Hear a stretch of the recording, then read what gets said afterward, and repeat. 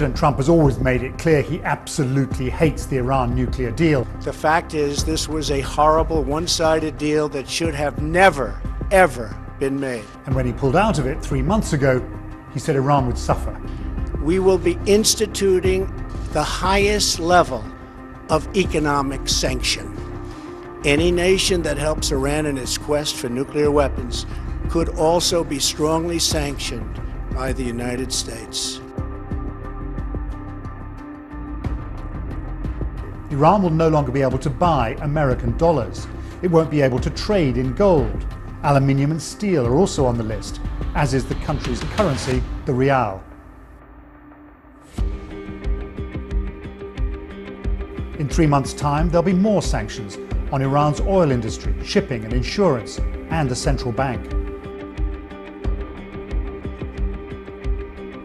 Iranians are very frustrated and angry. There are protests morphing around the country.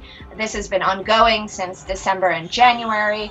And the government has very limited tools to really protect itself from the domestic instability. Of course, they can always crack down, but they're in trouble, and this is going to be a tough period for them. This is precisely what Mr. Trump wants. He says the nuclear deal did nothing to curb Iran's behavior around the Middle East.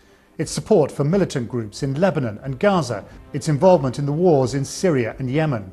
The nuclear deal's other partners, the Europeans, Russia and China, are desperate to keep the deal alive. They still think it's the best way to stop Iran from developing nuclear weapons. But what can they do? There is very little that the Europeans can do to save the JCPOA. So the governments are standing together in solidarity, but what they are not able to do is compel international companies to maintain their presence and visibility in Iran. So many European and international companies are withdrawing from Iran to protect themselves from US sanctions. Mr. Trump thinks Iran will ultimately come back to the negotiating table. And I have a feeling they'll be talking to us pretty soon. But so far all we've had is a lot of heated rhetoric on both sides. If Donald Trump is trying to change Iranian behavior, it's not happening yet.